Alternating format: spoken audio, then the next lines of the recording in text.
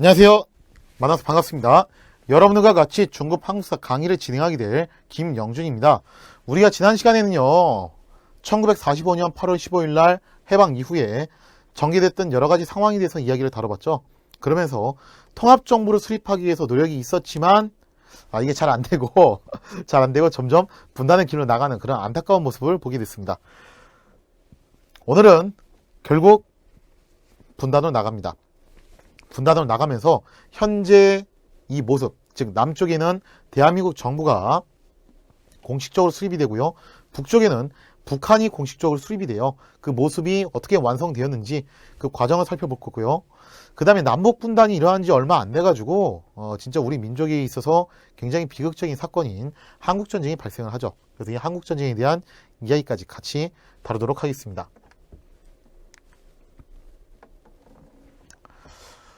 여러분, 조금 약간 좀 생뚱맞은 질문이긴 한데 개구리를 삶는 방법을 아세요?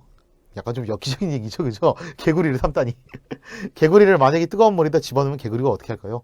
뜨거우니까 밖으로 폴딱 하고 튀어나오겠죠. 근데 이거를 아주 완벽하게 삶는 방법이 있습니다. 처음에 개구리를 미지근한 물에 집어넣어요. 그리고 불은 약불로 데운대요. 그럼 서서히 물의 온도가 올라가죠. 근데 개구리가 그걸 감지를 못하고서 계속 물속을 헤엄치면서 있다가 결국에는 다리가 익어버립니다. 그제서야 뜨겁다는 걸 인지하고 밖으로 나오려고 하지만 나올 수가 없게 되죠. 결국 그렇게 되면서 개구리가 완벽하게 익어버리는 그런 대참사가 발생을 한대요. 이 얘기를 왜 하냐면은 어떻게 보면 역사도 좀 그런 것 같아요. 예전에 제가 설명드린 적 있죠. 을사보호조약 체결할 때까지만 하더라도 굉장히 많은 조선인들이 여기 저항을 했다고 그랬어요. 근데 막상 국권 침탈이 일어났을 때는요, 의외로 별로 저항이 이렇게 격렬하지 않았어요. 을사조약 때보다도 더 격렬히 저항을 안 했거든요. 왜 그랬을까라고 했을 때 나라가 넘어간다 하다 보니까 정말로 넘어갔습니다. 사람들이 막상 이게 현실이 돼버리니까 진짜 그렇게 됐구나 하고서 그렇게 무감각해져 버린 게 아닌가, 그런 생각이 좀 듭니다. 마찬가지예요. 남북분단도요, 분단이 된다 이런 얘기가 나올 때는 좌우합작 운동도 하고 김구의 의꼬도 나고 오늘 또 이따 소개할 제주 4.3 사건도 터지고 굉장히 복잡하게 흘러가지만 막상 이게 확실하게 분단이 돼버리자 정말로 되는가 보다 라고 하면서 사람들이 또 무감각하게 이걸 또 인정을 했다는 거예요. 그러면서 우리가 좀 조심해야 될 단어가 뭐냐면요, 어쩌다 보니 그렇게 됐다. 이 단어를 상당히 조심해야 되지 않을까, 그 생각이 듭니다. 역사에서 중요한 거는요, 결과가 아닙니다. 결과는 다 알고 있어요. 우리가 결과를 몰라가지고 우리가 공부를 합니까? 그거 아니에요. 역사에서 중요한 거는 결과가 아니라 과정입니다. 왜 이렇게 됐는지를 밝혀내야지만 우리가 똑같은 실수를 하지 않을 수 있다는 거예요. 그러다 보니까 우리가 어쩌다 보니 이렇게 됐다라는 말을 항상 조심해야 됩니다. 어쩌다 보니가 아니라 왜 이렇게 되었는지를 우리가 명확하게 알아야지만이 똑같은 실수를 반복하지 않을 수가 있습니다. 자, 오늘은요, 구체적으로 어떻게 분단이 되었는지 그 과정, 그리고 민족의 비극인 한국전쟁 같이 알아보는 시간을 갖도록 하겠습니다.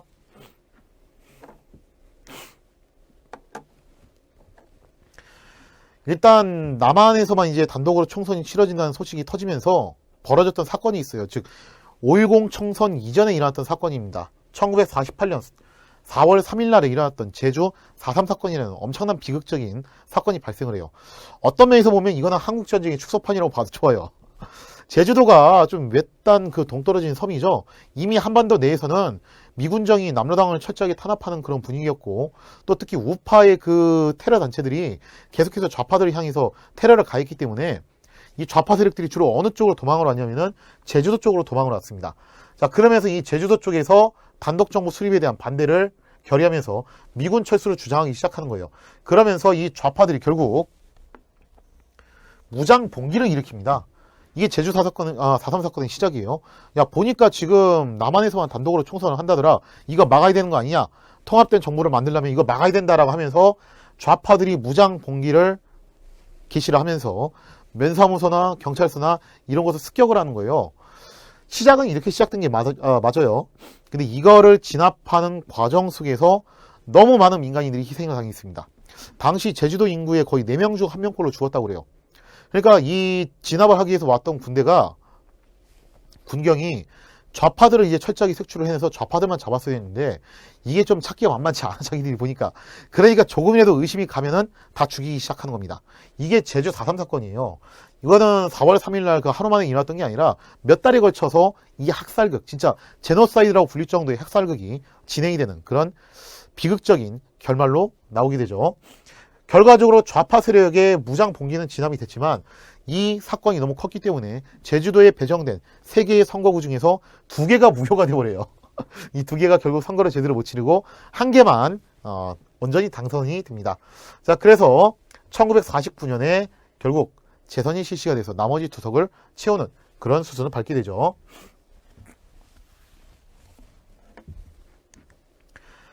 이 제주 4.3 사건이 곧바로 도미노 현상을 일으켜가지고 또 다른 사건을 하나 유발을 시켜요. 그게 뭐냐면은 여수 순천 사건입니다. 1948년 10월 19일인데 그러니까 제주 4.3 사건이 하루 만에 그렇게 끝났던 사건이 아니에요. 몇 달에 걸쳐서 5.10 총선이 끝난 다음에도 계속 이게 이어졌던 사건인데 당시 제주 4.3 사건을 진압하기 위해서 여수에 주둔하고 있던 군부대를 이쪽으로 파견을 시킵니다. 지금은 제주도가 2006년에 특별자치도로 분립이 돼 있어요. 그래서 이제 제주도가 하나의 별도의 도지만 이때 당시만 하더라도 제주도는 전라도에 소속이 돼 있었어요.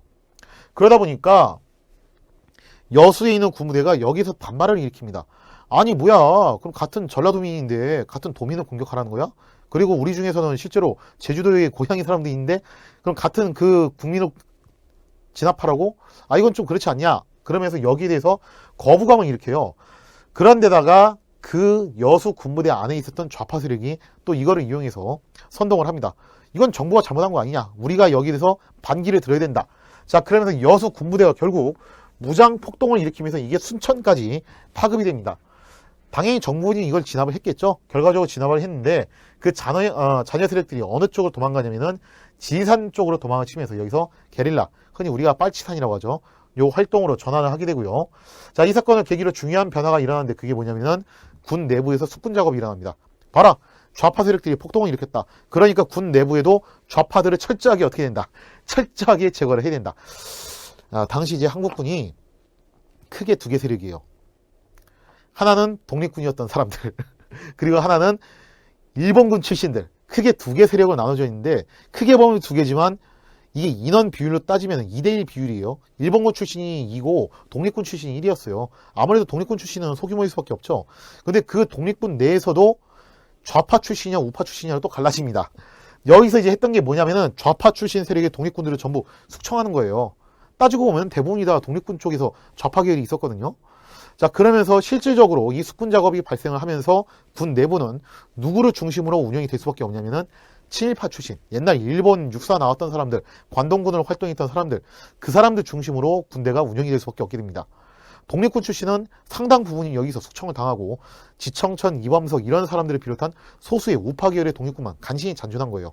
근데 머릿수에서 너무 차이가 나다 보니까 당연히 이제 발언권이나 이런 면에서 밀릴 수밖에 없겠죠.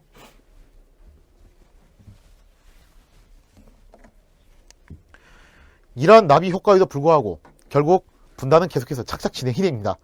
자, 일단 5.10 총선거가 실시가 돼요. 5월 10일 날에 결국 유엔의 결의대로 총선거가 실시가 되는데 요때 이제 구성됐던 것이 뭐냐면 바로 재헌국회입니다. 이 이름을 좀 기억을 해두실 필요가 있어요.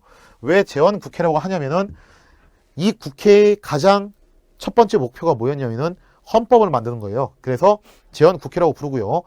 애초에 헌법을 만드는 것이 목표였던 국회이기 때문에 우리가 알고 있는 것처럼 임기가 4년이 아닙니다. 이거 기억하셔야 돼요.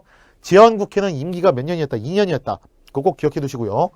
근데 이거 투표를 했는데 좀 결과가 재밌어요. 무려 무소속 출신이 42%가 당선이 됩니다. 요즘 같았으면 상상도 못하는 얘기죠. 그죠? 왜 이렇게 무소속 출신들이 많이 당선이 됐냐면은 선거가 처음이에요. 의의가 여기에 있어요. 최초의 보통 평등 선거였다는 거예요. 우리나라 역사상 최초로 보통 평등 선거가 여기서 이뤄지게 됩니다. 그러다 보니까 사람들이 이 투표라는 것을요 조금 이제 그렇게 생각하는 거죠. 인기 투표. 연예인들 인기 투표 마냥 그냥 좀 유명한 사람, 내가 아는 사람 이런 사람 뽑히는 거예요. 그러다 보니까 뭐 정당이라는 것도 체계가 잘 안 잡혀 있었던 것도 있었고 이런 인기 투표의 영향도 좀 있어가지고 무소속이 굉장히 많이 당선되는 그런 모습을 보여줍니다. 이거 말고 이제 좀 특지할 만한 사실은 한국민주당을 비롯해가지고 이승만을 지지하는 세력들이 또 역시 다수가 여기에 당선이 됩니다. 그러면서 이승만이 가장 큰 세력을 얻게 되고요. 그리고 김구, 김규식을 비롯한 남북 협상파는 여기에 참여를 하지 않았다. 꼭 기억을 해두세요. 그래서 김구 선생은 국회의원이 되신 적이 없어요. 자, 그 다음에 이제 국헌은 대한민국으로 결정을 하였다. 기억해 두시고요. 1948년 7월 17일에 결과적으로 제헌헌법이 만들어지게 됩니다. 자, 이날 무슨 날이에요? 우리가 제헌절이죠. 옛날에 놀았는데 지금은 놀지 않는 제헌절. 그죠? 일단 상권 분립. 옛날에 상임 임시정부도 상권 분립이었죠. 입법권, 행정권, 사법권을 분립시키는 상권 분립의 대통령 중심제였고, 포인트는 또 요거예요. 국회 간선제입니다. 그러면 대통령을 아직 안 뽑았어요. 총선은 국회의원 뽑는 거예요. 대통령을 어떻게 뽑을 것인가 했을 때 국민들이 투표를 해서 뽑는 것을 직선제라고 합니다. 그리고 간선제라는 것은 뭐냐면은 어떤 집단을 두고서 그 집단에서 뽑는 거예요. 물론 그 집단은 국민을 대표하는 집단이긴 하죠.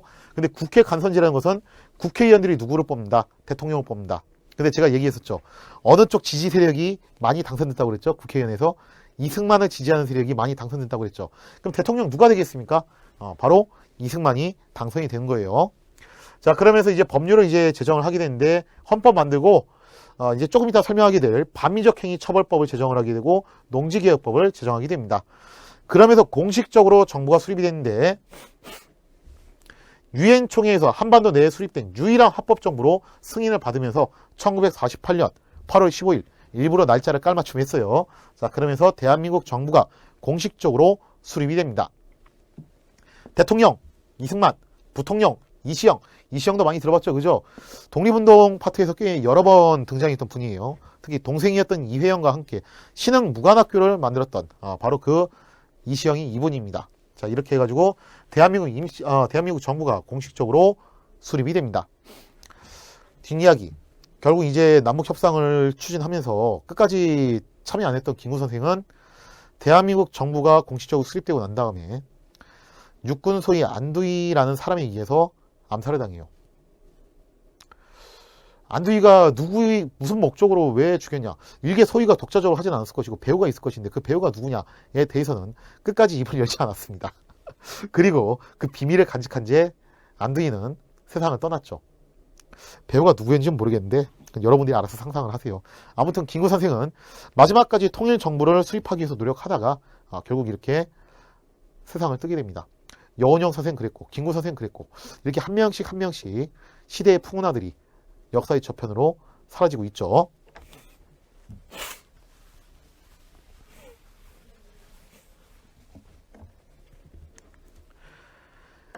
자, 이제 남쪽에서 대한민국 정부가 공식적으로 수립이 되자 북쪽도 이제 더 이상 눈치 보지 않는 거예요. 사실은 이게 북쪽 애들이 명분을 되게 중요해요. 걔들은 명분을 중요시 여기면서 타이밍을 재고 있었어요. 이미 얘들도 준비는 다 갖춰놨어요.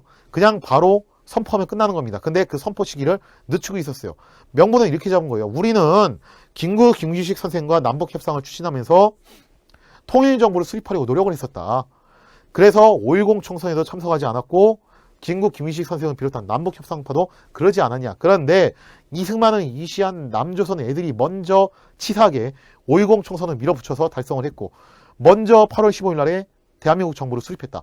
그래서 우리도 어쩔 수 없이 뻔뻔해 보면 이런 거 보면 자기들도 준비 다 해놓고 이렇게 명분을 잡는 거예요.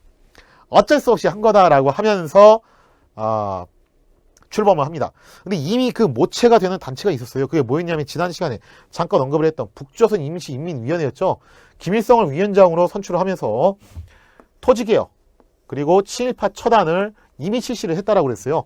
그리고 공산주의 국가를 수립하기 위해서 사회주의 개혁을 입법을 하는데 일단 토지개혁은요. 진짜 무식하게 진행이 돼요. 그 진짜로 합니다. 무상벌소 무상분배를. 우리나라 역사에서 이 얘기 참 여러 번 나왔어요. 근데 이거 솔직히 하기 힘들거든요. 옛날에 실학자들도 뭐 균전론이라든지 여전론이라든지 이런 얘기 하면서 진짜 그 토지를 갖다 재분배하는 거에 대해서 관심을 많이 뒀는데 현실성이 없다 이런 얘기 많이 나왔잖아요. 특히 개국 초기에 정도전도 원래 한번 해보려고 했다가 안 돼가지고 타협해서 나온 게 과전법 아닙니까? 그죠? 근데 우리나라 역사에서 처음이자 마지막으로 정말로 합니다. 진짜 강제로 다 뺏어가지고 강제로 다 나눠줘요. 물론 뺏는 방식이 진짜 우악스럽기 때문에 이때 굉장히 많은 사람들이 죽었어요. 여기에 저항했던 지주와 부자들은 전부 죽임을 당했습니다. 자, 그렇게 해서 무상 몰수를 해서 무상 분배를 했는데 일단 5정보까지로 제한을 했어요. 그 소유를 갖다가 5정보. 정보란 것은 이제 일제시대에 들어온 개념인데 1정보를 보통 3,000평으로 보고 있습니다. 그래서 15,000평까지로 제한을 걸어놓고서 분배를 했는데 물론 이게 그런 논란은 있어요. 학계에서. 이게 정말로 소유권을 준 것이냐 했을 때 요건 좀 물음표. 그리고 그거 여부를 떠나서 결국에는 협동농장 체제로 갑니다. 협동농장 체제로 가기 때문에 사실상 나중에 보면은 토지개혁이라는 게 그렇게 큰 의미가 있었던 건 아니지 않느냐 뭐 이렇게 또 주장하시는 분도 있어요. 자, 아무튼 간에 토지개혁을 실시를 하고 또 친일파를 처단을 하는데 북한이 먼저 했어요, 우리보다. 그래서 친일파들이 대거 남으로 넘어왔어. 근데 이제 북한 측에서도 이 친일파 처단을 할 때 어떤 방법을 쓰냐면은 탐백이라는 방법을 써요. 탐백이 뭐냐면은 고해성사를 하는 겁니다. 자기가 일제시대에 어떤 잘못을 했는지를 대중들 앞에 나와가지고 스스로 고백하는 거예요. 그렇게 해서 고백을 한 사람들은 일단 용서를 해주는 겁니다. 다만 고위직으로 올라갈 수는 없어요. 왜 이런 방법을 썼냐면은 북쪽은 인구가 되게 적어요. 그런 만큼 인적 인프라가 부족하단 말이에요. 근데 이거를 친일파 처단하겠다고 전부 다 사형을 때려버리면은 자기들 이거 운영하기가 만만치 않다는 거예요. 그런 고민 때문에 탐백이라는 방법을 이용해가지고 친일파를 처단을 합니다. 근데 이거 들으시면 여러분들도 감을 잡으실 수 있어요. 그러면 남쪽에서도 친일파 처단을 할 때 이게 진짜 만만치 않겠구나. 뭔가 좀 트러블이 생기겠구나라는 것을 여기서 또 캐치를 할 수 있겠죠. 자, 그 다음에 최고인민회의를 구성을 하는데 이게 사실상 북한의 입법기구입니다. 여기서 공식적으로 정부가 수립이 됐는데 그 정식 이름이 무엇이냐. 우리가 뭐 항상 북한 이렇게 얘기하는데 정식 이름이 이래요. 되게 길어요. 조선민주주의인민공화국이 공식적으로 수립이 됩니다. 뭐야, 북한이 민주주의였어요? 네, 나라 이름은 민주주의예요. 나라 이름은 민주주의고 하나도 민주주의스럽지 않은 국가. 일단 나라 이름 이렇게 짓습니다. 그리고 수상으로 김일성을 선출을 하면서 결과적으로 남쪽에서는 이승만, 북쪽에서는 김일성, 이 대결 구도가 완성이 되는 거죠.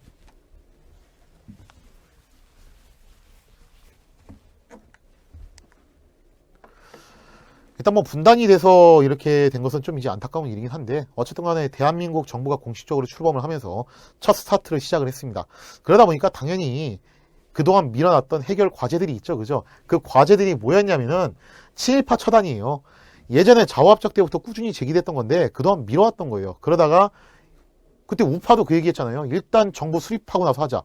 수립됐어요. 그럼 이제 해야 되죠. 그죠?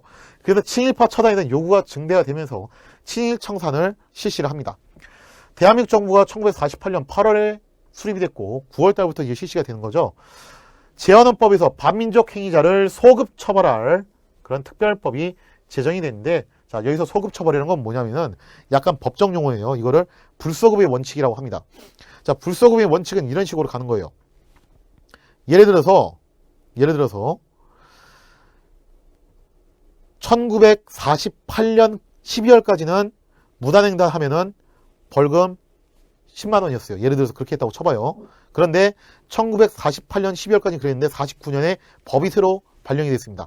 앞으로 무단횡단 하면은 징역 1개월. 이런 식으로 법이 바뀌었어요. 그러면은 제가 1948년 12월 28일 날 무단횡단을 했어요. 그러면 저는 판결은 비록 49년에 받았다 하더라도 법의 적용을 새로 바뀐 법의 적용을 받아야 됩니까? 아니면은 옛날 법의 적용을 받아야 됩니까? 제가 잘못을 저지른 거는 49년이나 48년이죠. 그죠? 그렇기 때문에 불소급의 원칙에 의해서 48년도의 법에 따라서 그때 잘못을 저지른 거니까 그때 법에 따라서 저는 벌금형으로 끝나는 거예요. 그게 불소급의 원칙인데 그러면 소급 처벌한다는 건 뭡니까? 이 불소급의 원칙을 지키지 않겠다는 거예요. 왜? 친일파들이 잘못을 저지른 것은 대한민국 정부가 탄생하기 이전이에요. 근데 이때 법을 만들었으면 만약에 불소급의 원칙 적용시키면 친일파들을 누가 처벌을 할 수 있어? 아무도 처벌을 못 하잖아. 그래서 요거는 소급 처벌하겠다. 그러면서 이 특별법을 제정을 하게 됩니다. 반민족 행위자에 대한 처벌 및 재산 몰수 그리고 공민권 제한. 공민권 제한이라는 것은 국민으로서의 그 권리와 내용들을 제한을 하겠다는 거죠. 그리고 각종 기구를 설치를 하게 되는데 이때 중요하게 활동했던 기구가 뭐냐면 이름이 좀 깁니다. 반민족 행위 특별조사위원회를 구성하는데 우리가 이걸 줄여서 뭐라고 부른다? 반민특위라고 얘기를 합니다. 주요 친일파를 조사, 선정해서 체포하는 것인데 대부분 무혐의로 풀려납니다. 집행유예 무혐의로 풀려나요. 이 모습이 어디서 좀 묘사가 많이 됐냐면은 그 옛날 영화 중에서 암살이라는 영화 있거든요. 한번 좀 보세요. 그 마지막 장면에서 이거 참 묘사를 잘했어요. 반민특위에서 재판을 했어요, 진짜로. 그때 이정재 씨가 이제 밀정이었는데 재판을 했는데 오히려 이정재 씨는 그 역할이 원래 그런 역할이었죠. 악역이었죠. 되게 뻔뻔스럽게 얘기하는 거예요. 내가 뭘 잘못했냐? 나는 독립투사였다 원래. 니들이 그건 잘못 알고 있는 거야. 당시 그런 사람들이 굉장히 많았어요. 사진에서 볼 수 있다시피 반민족 행위를 한 사람들을 투서를 해가지고 그렇게 고발하는 그런 제도도 있었는데 요거를 이제 정적을 제거하기 위해서 악용을 하고 있다 이런 식으로 몰아붙이고 있는 거예요. 친일파들 입장에서는. 우리는 원래는 진짜 순진한 피해자들이었다. 아니 그 시대가 원래 그런 시대였고 안 하면 죽는 상황이었는데 내가 무슨 죄가 있냐 그게. 그리고 나는 사실은 원래 뭐 했던 사람이다. 나는 애국자고 독립운동가다. 예를 들자면 이런 논리예요. 내가 일제시대에 기업을 운영을 했어요. 그래서 일제가 전투기를 만들 수 있게끔 제가 자금과 시설을 빌려줬습니다. 그래서 제가 거기에 협력한 죄로 재판을 받게 됐어요. 재판장에서 이렇게 얘기하는 거예요. 아니 내가 무슨 죄가 있냐. 그 시대는 원래 그런 시대였고 그렇게 안 하면 나는 망했다. 나는 죽을 수밖에 없는 상황이었다. 그리고 내가 그렇게 협력을 해서라도 살아남았기 때문에 조선인들을 근로자로 고용을 해가지고 그들을 먹여 살리지 않았냐.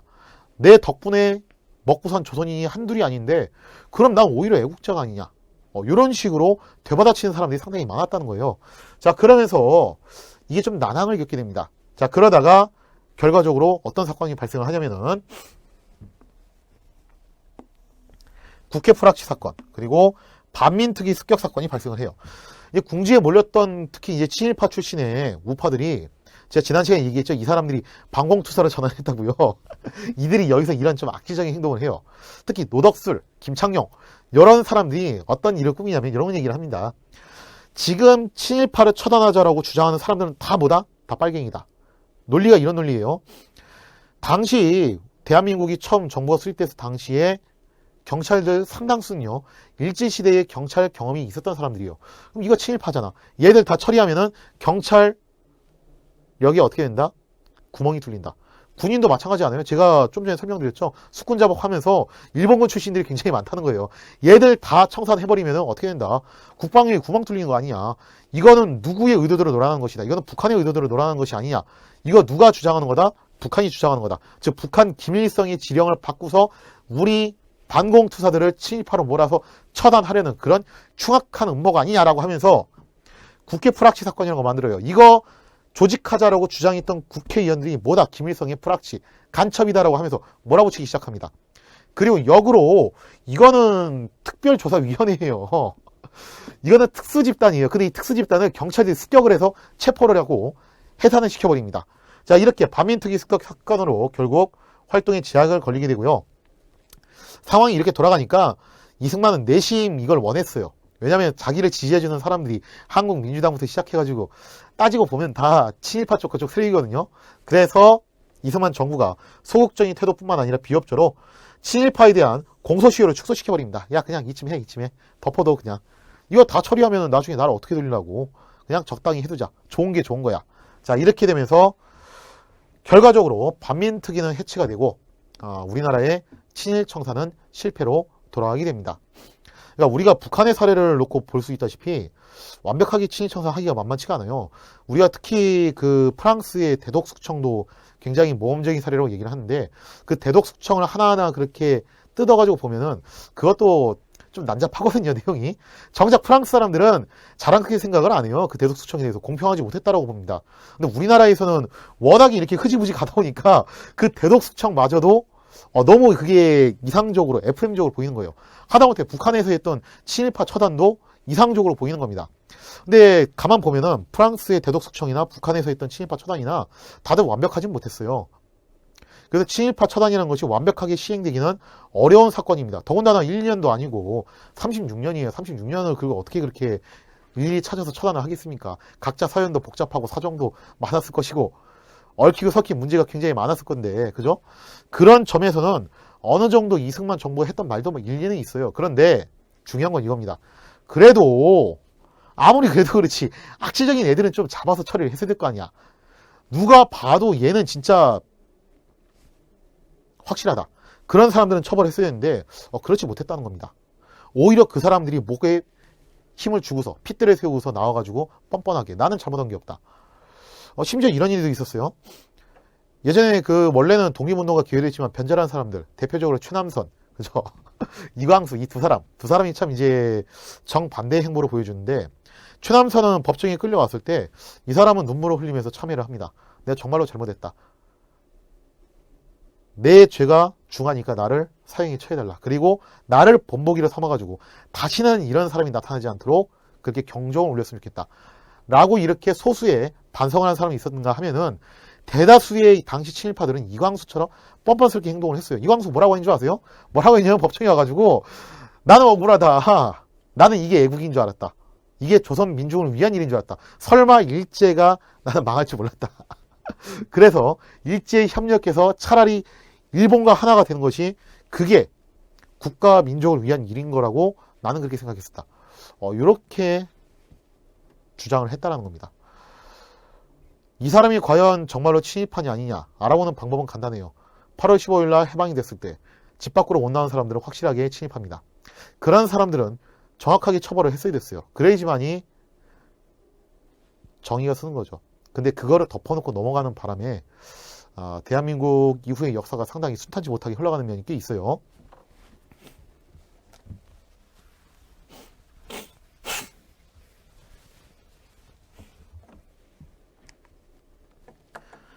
자, 일단 친일파 청산은 결과적으로 실패로 돌아갔고, 그거는 이제 이승만 정부의 실패라고 볼 수 있는데, 그래도 좀 이제 나름 성과가 있는 게 있어요. 두 개의 축이 있었죠. 그죠? 하나는 친일 청산, 그리고 하나는 토지 문제였어요. 자, 이 토지 개혁이 일어나는데 계속 그 요구가 나와요. 옛날에 일본인 지주가 가졌던 땅, 그리고 친일파들이 가졌던 그 땅들을 어떻게 하자. 재분배하고, 지금 이 지주제는 문제가 있다. 이거를 좀 개혁을 하자라는 것을 요구로 중대를 해요. 자, 그 다음에 북한에서 이미 토지 개혁을 진짜 화끈하게 무상몰수, 무상분배로 해버렸다는 겁니다. 거기다가 미군정도 1948년부터 농지 매각을 조금씩 했어요. 그러면서 이쪽에서도 했으니까 우리도 뭔가 좀 하는 신용을 해야 될 것 같고, 그래서 조금씩 미군정에서도 토지 개혁을 진행을 하고 있었습니다. 그걸 이어받아가지고 본격적으로 시행했던 것이 1949년 6월입니다. 요거 이제 오타인데 40년이 아니라 1949년 6월 무렵에 대한민국 정부가 이제 수립된 지 2년 차여죠. 그죠? 자, 그때 이제 실시가 되는데 이게 뭐 하루아침에 끝날 수 있는 건 아니죠. 진행되다가 중간에 한국전쟁으로 일단 중단이 돼요. 중단이 됐다가 전쟁 이후에 다시 재개가 돼서 최종적으로 완성이 됐는데, 처음부터 우파 세력들이 주장했던 거, 굳이 하겠다면 이렇게 하자. 자, 그게 뭐였냐면은 유상 매입, 유상 분배입니다.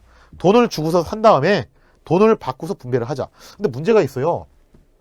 돈을 주고 살라고 해도 뭐 돈이 있어요. 그죠? 문제가 있잖아요. 그죠? 두 번째로 유상분배? 그럼 돈 받고서 팔자는 얘기인데 누가 사겠습니까? 돈 많은 지주들이 또 살 거 아니야. 그럼 이거 하나만 하잖아요. 이게. 그죠? 자, 그래서 이런 식으로 진행이 됩니다. 일단 유상 매입은 당장 정부가 돈이 없으니까 현금을 주지 못하고 지가 증권이라는 걸 줘요. 요즘을 치면 이제 국공채라고 볼 수 있는데 정부에서 증권을 발급해 준 겁니다. 당장 돈이 없으니까 나중에 우리가 돈을 줄게.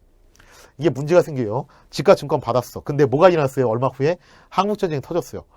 와, 이거 터지니까 이제 그냥 지가 증권을 받을 수 있어요. 돈으로? 못 받죠. 그죠? 이러면서 결국 이 지가 증권을 돈으로 환급을 못 받는 사례가 속출하게 되고요. 자, 그 다음에 이제 유상 분배를 하게 됐는데, 돈이 있어야지 그 소장농들이 이거 살 거 아니에요. 그죠? 돈 없는 사람들이 이거 어떻게 사겠어요. 그래서 방법을 이렇게 해요. 생산량의 150%를 5년 동안 분할해서 상환하는 방식으로 그렇게 매듭을 짓습니다. 이런 얘기예요. 제가 이 땅을 샀어요. 근데 이 땅에서 쌀이 100가마가 나온 땅이에요. 그럼 이 땅을 어떻게 하는 겁니까? 100가마 소출을 150%니까 150가마를 기준으로 5년 동안 1년에 30가마씩 분할해가지고 내는 그런 방식으로 분배를 해줍니다. 이러면 당장 현금이 없어도 이 땅을 갖다 매입할 수 있는 거죠. 그죠? 자, 이렇게 유상 매입, 유상 분배를 통해서 드디어 자영농이 증가하고 지주제, 오랫동안 이제 우리나라 역사에서 등장했던 지주제가 공식적으로 소멸을 하게 됩니다. 그런데 단점이 뭐냐면은 뭐 여기까지 뭐 좋긴 해요. 이것도 나쁘진 않았는데 지주의 산업자본화가 실패됐다는 거예요. 무슨 말이냐면은 이 지주가 그러면은 돈을 갖고 있는 그런 자본과 세력으로 성장을 해야 되는데 우린 자본주의 국가니까 그게 돼야 되는데 그게 안 됩니다. 그게 잘 안 돼요. 자, 그리고 아까 말씀드린 대로 집과 증권의 현금화가 어려웠다는 거, 그 다음에 실시가 지연되면서 이런 꼼수도 부리는 사람이 나와요. 그러니까 눈치가 빠른 사람들은 감을 잡는 거예요. 딱 보니까 야, 저거 토지 분배는 할 수밖에 없다. 딱 보니까 그러니까 어떻게 하자, 내가 갖고 있는 돈을 재빨리 어떻게 버리자, 팔아버리자. 그러면서 요때보다 더 비싼 값으로 처분을 한 지주들도 꽤 있었다는 거예요. 자, 이렇게 되면서 나름의 한계점은 갖고 있었지만 그래도 대한민국 정부가 처음 출발을 하면서 이 토지 문제를 나름 이제 해결을 해 나가면서 지주제도 소멸되고 자영농도 증가하고 그런 소기의 성과를 분명히 얻었다. 이렇게 기억을 해두시기 바랍니다.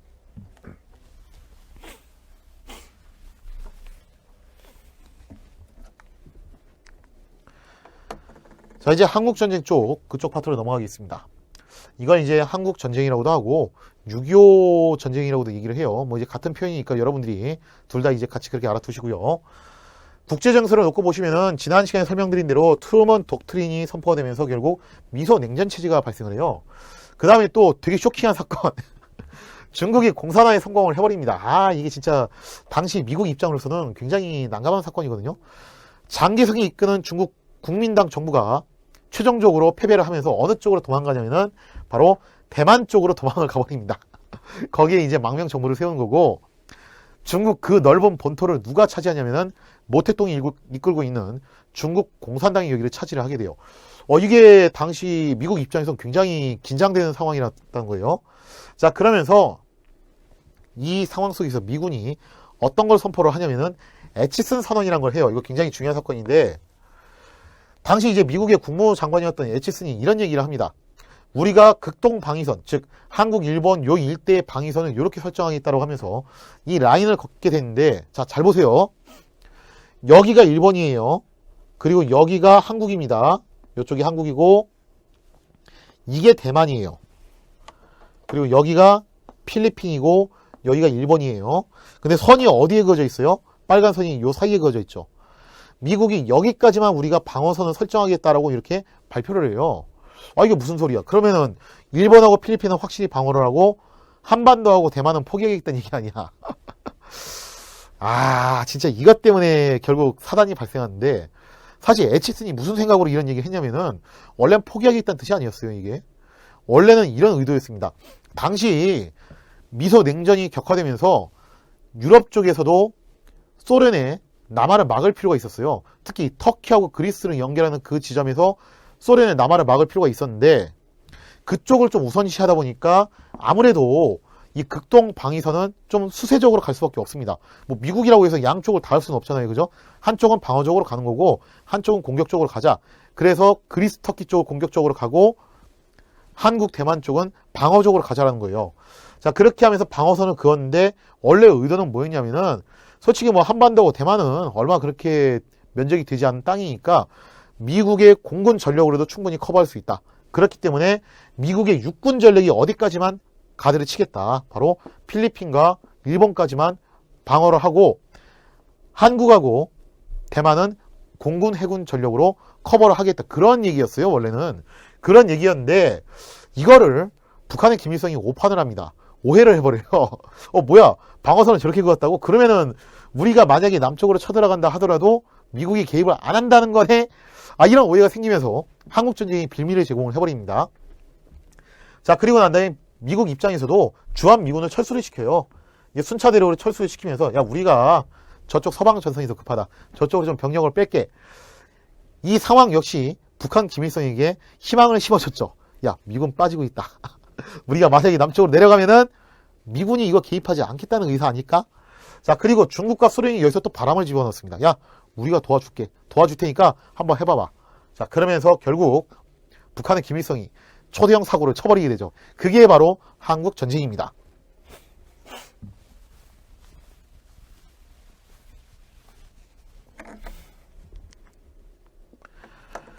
때는 1950년 6월 25일.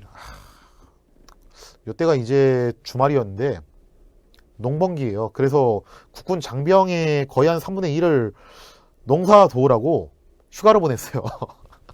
그리고 여름철 이제 장마철 오죠. 그것 때문에 무기의 거의 60%를 정비소에 입고를 시켰습니다. 그리고 한국군 장성들은 좀 방심했어요. 완전히 방심해가지고 미국 군사 고문단과 여유롭게 놀고 있었어요. 밤에 이제 술 좀 마시면서 친목 도모좀 한 거죠. 뭐 별일이 있겠냐 하면서. 근데 그날 별일이 터집니다. 어떤 일이 터지냐? 당시 북한이 기습적으로 남침을 개시합니다. 처음에 미국은 북한을 되게 우습게 생각했어요. 북한이 뭐 설마 우리한테 어떻게 하겠냐. 미군의 이름만 들어도 쟤들은 겁을 먹고 도망갈 것이다. 근데 이게 웬걸. 북한이 소련으로부터 지원받은 T-34 전차를 몰고서 밀고 내려오기 시작합니다. 그리고 이거를 막을 능력이 없었던 대한민국 정부는 개전 3일 만에 수도 서울을 뺏겨버립니다. 근데 여기서 이승만 대통령이 약간 좀 이제 안 좋은 모습을 보여요. 북한군이 이렇게 쳐들어오고 있을 때 당시 이승만 대통령이 국회의원들을 소집을 해요. 국회의원들을 소집을 해가지고 이렇게 연설을 해요. 나 이승만은 마지막 순간까지 수도 서울을 지키겠습니다. 그러자 이제 국회의원들이 와 이랬겠죠, 그죠? 그리고 이 연설을 하자마자 바로 대전 기차 타고서 대전으로 도망을 칩니다. 그래서 자기 이제 혼자 도망간 다음에 나중에 국회의원들이 벙쪘어요. 그래서 국회의원들을 따라서 도망갔거든요. 그제서야 서울 시민들도 멘탈 붕괴가 일어나서 따라서 도망간 거예요. 그리고 이승만이 어떤 결정을 내리냐면은 북한의 추격을 저지하기 위해서 한강 다리를 끊어버려요. 그러니까 한강 다리가 지금은 수십 개가 있는데 이때 당시에 하나밖에 없었단 말이에요. 그 하나를 끊어버리자 수많은 한강 시민들이 북쪽에 남겨지게 됩니다. 이게 또 나중에 비극으로 또 남게 돼요. 영화 그 태극기를 휘날리면서 묘사를 좀 잘했는데 피난을 그래도 다행히 간 사람하고 미처 못 가가지고 북한 수직에 남겨진 사람들하고 나중에 또 이제 심각한 문제가 또 발생을 하죠. 자, 어쨌거나 서울이 점령당하면서 밑으로 이제 도망을 치자 유엔군이 결국 파병을 결정을 해요. 이거는 불법 침공이다. 그래서 우리 유엔은 누구를 지지하겠다, 누구를 지원하겠다, 한국 정부를 지원해주겠다.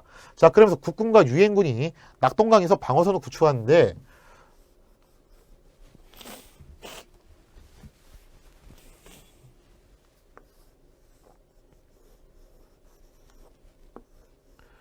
자, 이렇게 있으면은 이쪽이 이제 낙동강이죠.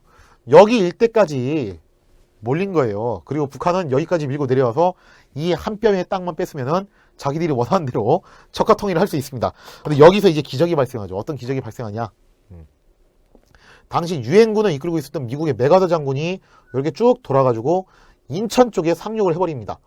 여기서 기습적으로 상륙을 하면서 북한이 여기서 멘탈 붕괴를 일으켜요. 왜냐면은 북한은 지금 이쪽에 전부 다 신경을 집중하고 있었단 말이에요. 여기만 뚫고 들어가면 우리가 이기는 거다라고 했는데 뜬금없이 이쪽에 미국이 대량으로 상륙을 해버린 겁니다. 유엔군이. 자, 그리고 계속해서 메가더가 이 지역을 중심으로 서울을 수복하고 동쪽으로 진격을 하고 있어요. 자칫 잘못하면 어떻게 될 수 있습니까? 테러가 완전히 절단이 날 수가 있습니다. 자, 그러자 북한이 허겁지겁 북쪽으로 돌아가기 시작합니다. 자, 그리고 이 기회를 놓치지 말자. 그냥 이참에 어차피 이미 터진 전쟁이니까 북쪽으로 밀고 올라가서 아예 그냥 남북통일 해버리자라고 하면서 국군이 38도선을 돌파하는데 그 날짜가 언제냐면은 10월 1일입니다. 10월 1일이 무슨 날이게?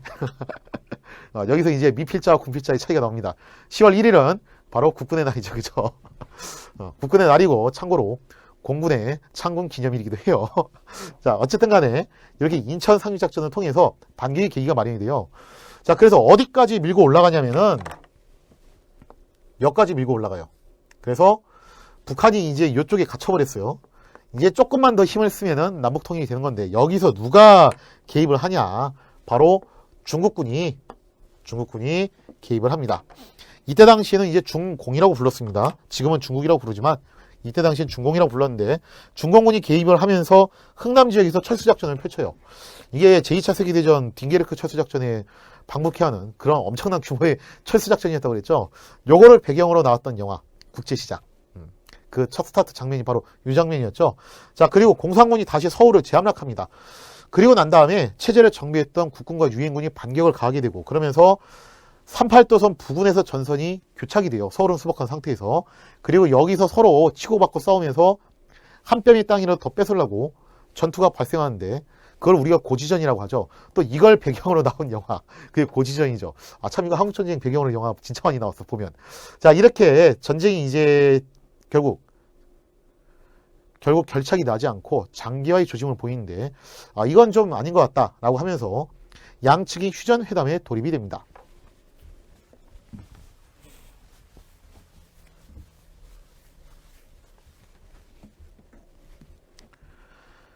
근데 휴전회담이 이게 좀 잘 안 돼요. 당시 소련이 휴전을 제기하거든요. 그럼 미군이 수용을 해요. 어차피 이거 결판 안 날 것 같은데 그냥 이쯤에서 끝내자.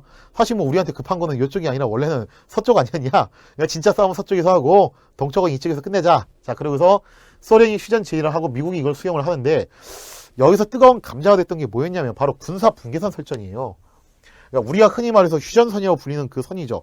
그 선을 어떻게 설정할 것인가와 포로 송환 문제입니다. 그러니까 이 군사 분계선 설정 문제 때문에 서로 한 뼘이라도 더 땅을 차지하려고 계속 뺏고 뺏기는 고지전이 발생한다는 거예요.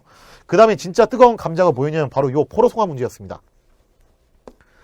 자, 포로 송환에 대해서 양측이 좀 입장이 달랐는데 미군은 이렇게 얘기해요. 포로를 자유의사에 따라서 송환을 하자. 북쪽으로 가고 싶으면 북쪽으로 가는 거고 남쪽에 남고 싶으면 남쪽에 남는 거다. 자유의사를 물어보자라고 얘기를 하고, 공산군은 뭐라고 하냐면은 제네바 협약을 준수하자라고 얘기를 해요. 그러니까 제네바 협약에 따르면 이렇게 돼 있습니다. 예를 들어서 독일하고 프랑스하고 전쟁이 일어났어요. 서로 포로가 나왔죠. 그럼 프랑스 포로는 프랑스 군이니까 프랑스 쪽으로 돌려보내는 거고, 독일 포로는 독일 사람이니까 독일 국적이니까 그쪽으로 돌려보내는 거예요. 서로 국적적으로 돌려보내는 것이 제네바 협약인데, 공산군이 법대로 하자라고 하는 거고 미국은 이걸 거부를 합니다. 왜 거부를 하고 자유의사를 얘기를 하냐면은 이런 문제 때문에 그래요. 당시 북한이 밀고 내려올 때 얘들이 전쟁을 좀 일찍 끝낼 욕심으로, 오히려 이게 나중에 패착이 되긴 했어요.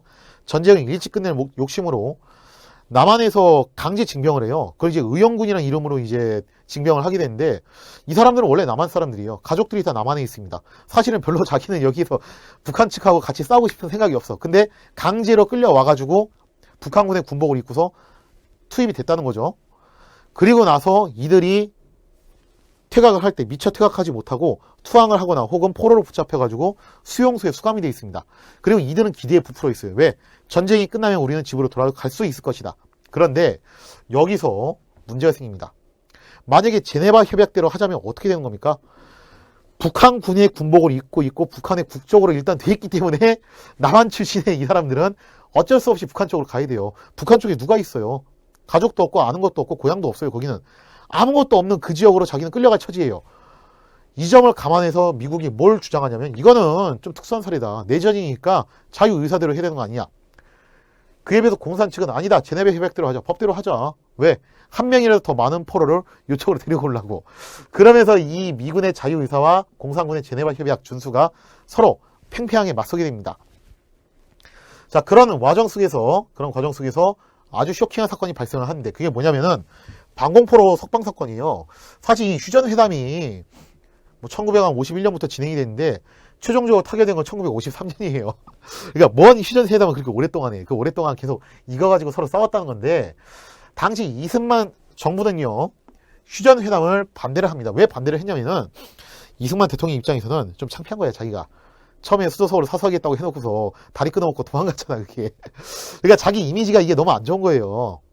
이 좀 구체적인 얘기는 다음 시간에 한 번 더 하게 될 텐데, 이미지가 좀 안 좋으니까 좀 이미지를 쇄신하기 위해서 강하게 나가는 겁니다. 우리는 휴전에 반대한다. 기왕지사 이러한 전쟁 어떻게 하자. 북진 통일하자. 좀 센 모습으로 보여줘가지고 국민들의 지지를 받아보고 싶은 그런 마음이 있었습니다. 그러면서 휴전 반대 성명을 주기차게 제기를 했어요.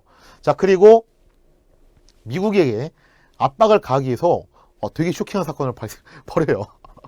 그게 뭐냐면은 거제도에 수용된 방공포로를 석방을 시킵니다. 이게 거제포롱수에서 일어났던 엄청난 사건이었는데, 당시 이제 포로들을 전부 거제도로 몰아가지고 거기서 관리를 했거든요. 근데 제가 좀 전에 설명드렸죠.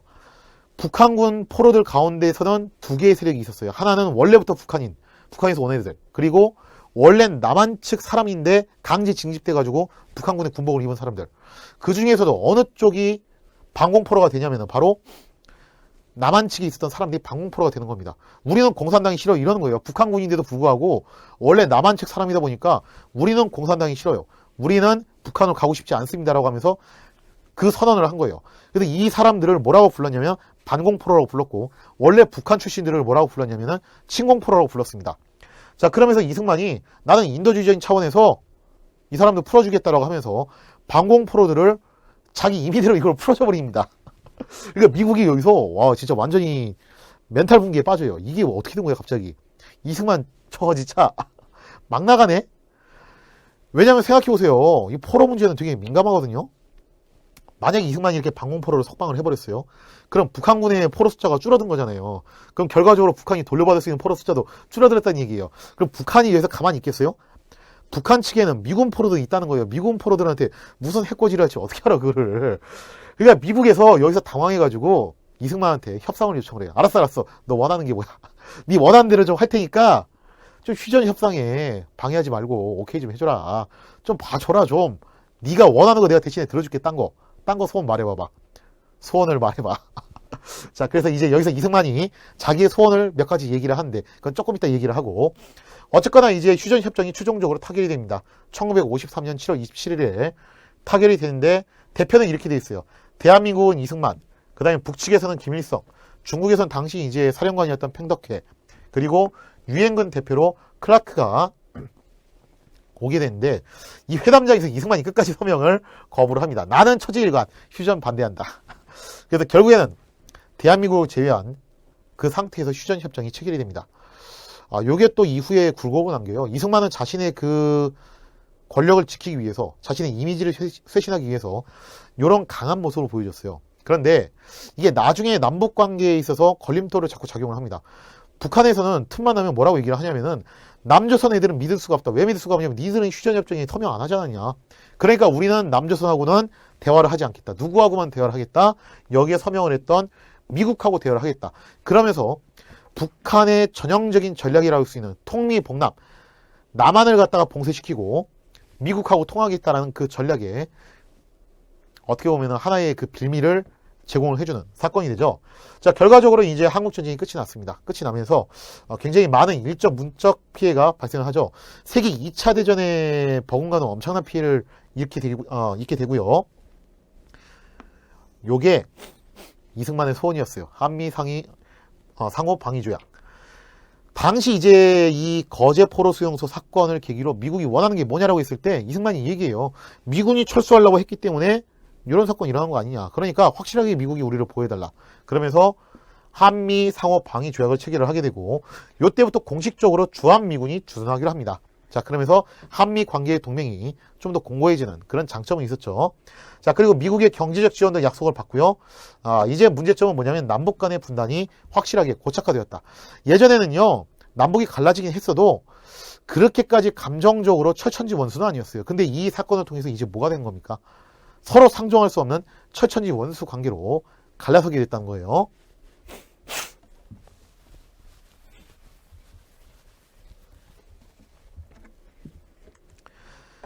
자, 핵심 정리 들어가도록 하겠습니다. 제주 4.3 사건은 단정론에 반대하던 좌익의 무장 봉기로 시작이 됐어요. 그러나 제주 4.3 사건의 진압 거부로 여수 순천 사건이 발생을 했고요. 그리고 5.10 남한 단독 총선으로 제헌국회가 탄생했는데 왜 제헌국회냐? 헌법을 만들었기 때문에. 임기는 몇 년? 2년이었다고 했습니다. 제헌국회는 상권분리, 대통령 중심제, 국회 간선제, 대통령 누가 뽑았다? 국회에서 뽑았다 등을 제정했고요. 대통령 누구? 이승만. 그리고 부통령 누구? 이시영. 이렇게 선출이 됐죠. 대한민국 정부는 유엔 총회에서 한반도 내에 유일한 합법정부로 인정받았고요. 북측은 김일성을 중심으로 북조선 임시인민위원회를 설립했습니다. 그러면서 북조선 인민위원회를 중심으로 토지개혁, 친일파 처단 등을 실시를 하고요. 특히 이 토지개혁은 무상몰수 무상분배로 진행이 됐다고 했죠. 이승만 정부는 반민특위를 설치하여 친일파 처단을 시도했으나 잘 안됐다. 자, 그래서 반민특위도 어떻게 됐냐? 국회 불합치 사건, 반민특위 습격 사건으로 해체됐고 공소시효도 축소했다고 그랬습니다. 그리고 남한의 토지계획은 유상매입, 유상분배.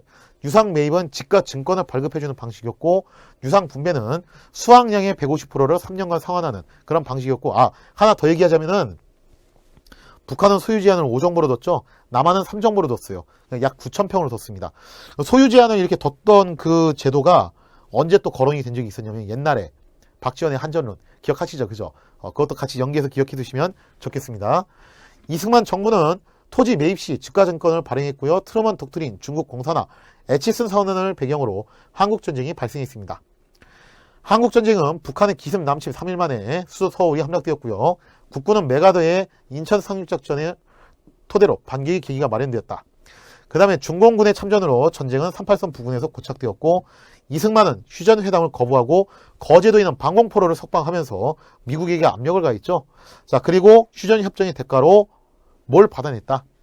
우리가 그냥 이승만 정부가 딜을 한 거예요. 이런 사건을 일으켜가지고 미국한테 충격을 준 다음에 이런 거 보면 이승만이 그런 외교적인 기술은 확실히 좋아요.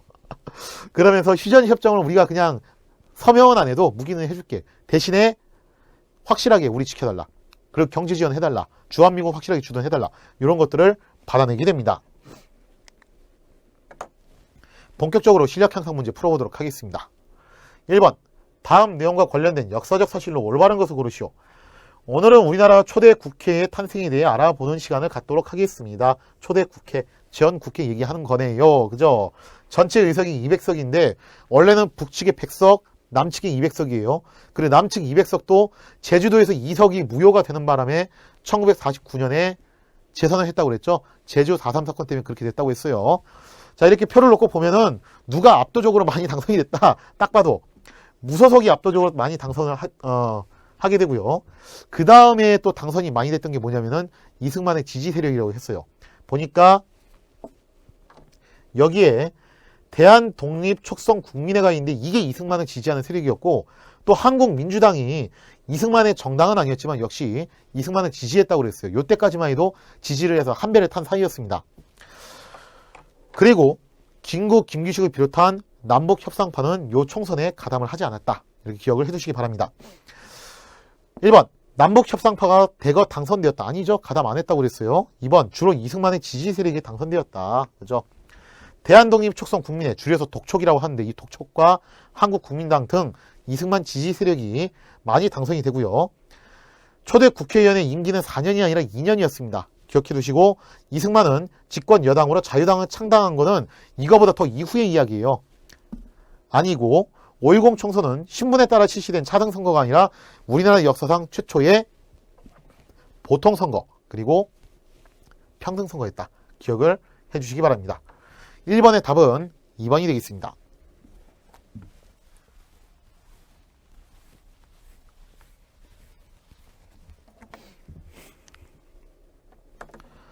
2번 문제. 다음과 같은 내용의 법령이 발표된 시기를 연표해서 올바르게 고르시오.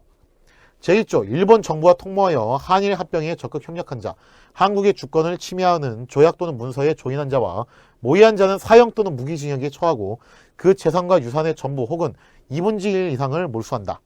그러니까 친일 행동을 했던 사람들에 대한 처벌이죠. 그죠? 딱 보면 감이 잡히죠. 이거 뭐예요? 친일 처단. 그죠? 일본 치하 독립운동 운동자나 그 가족을 악의로 사실상 박해한 자 또는 이를 지휘한 자는 사형, 무기 또는 5년 이상의 징역에 처하고 그 재산의 전부 혹은 일부를 몰수한다. 계속 내용을 보니까 친일파 청산에 대한 이야기네요. 즉 반민특위와 관련된 얘기죠. 골라볼게요. 반민특위 언제 있었냐? 해방 이후에 정읍발언 요 사이에는 어떤 일이 있었습니까? 건국준비위원회가 만들어졌다가 이게 해체되고 모스크바 삼상회의에서 신탁통치 얘기가 나오면서 이것 때문에 한참 막 이제 들끓어 올랐죠. 그러면서 이승만의 정읍발언으로 단정론이 제시가 됐어요. 그리고 이 단정론으로 인해서 좌우 합작운동, 남북협상 이런 것들이 진행됐지만 결과적으로 이게 잘 안되면서 5.10 총선이 실시가 되고 확실하게 분단의 길로 가게 됐습니다. 그리고 한국전쟁이 일어나기 그 전에 1948년 8월 15일에 뭐가 만들어졌습니까? 바로 대한민국 정부가 공식적으로 수립이 됐고 그 이후에 일어났던 사건이 친일파 처단, 반민특위 사건이죠. 그리고 하나가 더 있는데 뭐냐면은 토지개혁이에요. 그리고 나서 일어났던 것이 바로 한국전쟁입니다. 따라서 반민특위 사건은 48년에 5.10 총선과 1950년에 있었던 한국전쟁 그 사이에 있었던 사건 다죠. 이번의 답은 3번이 되겠습니다.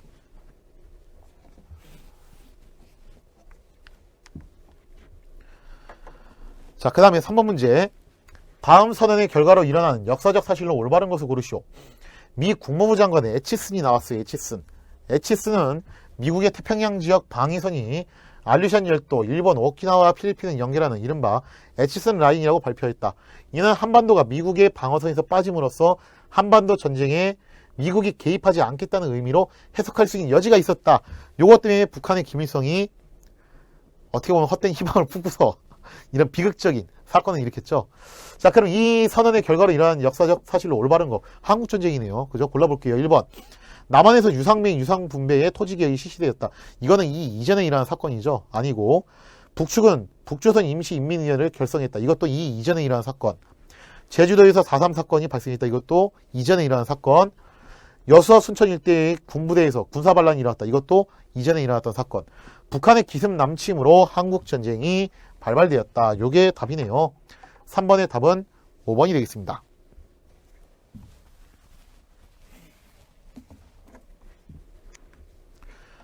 자, 이렇게 해서 44강 좀 다소 비극적인 얘기들이었습니다. 남북이 분단이 어떻게 진행되었는가, 그리고 우리 민족에 있어서 굉장히 비극적인 사건이었던 한국전쟁은 어떠한 경위로 일어났고 어떻게 결말이 났는가. 어떻게 보면 한국전쟁은 아직도 현재 진행형입니다. 우리가 종전이 아니에요. 휴전 상태예요. 그리고 언젠가는 우리가 극복해야 될 그런 문제이기도 합니다. 자, 이제 이렇게 해서 아주 커다란 폭풍이 일단 지나갔어요. 그리고 이 폭풍이 지나가고 난 다음에 본격적으로 대한민국의 역사는 착착착 진행되기 시작합니다. 그 이후로 수많은 정부들이 들어서게 돼요. 과연 이 정부들이 어떠한 일들을 해내게 되고 또 어떤 문제점들과 역사적 불곡을 일으키게 되는지 그 이야기를 크게 두 개의 축으로 나눠서 살펴보도록 하겠습니다. 역시 우리나라가 지금 세계적으로 주목을 받는 건 두 가지예요. 하나는 아시아 국가들 중에서는요, 가장 민주주의를 선고한 나라예요. 아시아 국가 중에서 우리나라만큼 민주주의 발달한 나라가 없습니다. 또 두 번째로 식민지배를 받았다가 독립했던 제3세계 국가들 가운데서 되게 독보적으로 경제 발전을 일으킨 그런 나라라는 겁니다. 두 개의 축, 민주주의와 경제 성장이라는 축을 두고서 대한민국이 어떤 식으로 진행이 되는지 살펴볼 건데, 다음 시간은요, 먼저 민주주의에 대한 이야기를 다루고 그 다음 시간에는 경제 이야기, 그리고 마지막으로 남북 통일에 대한 그 통일 문제를 다루면서 최종적으로 강의를 마치도록 하겠습니다. 자, 다음 시간 민주주의의 발전, 이 부분을 중점적으로 내용을 다루도록 하고요. 이번 시간 강의는 여기서 마치도록 하겠습니다. 감사합니다.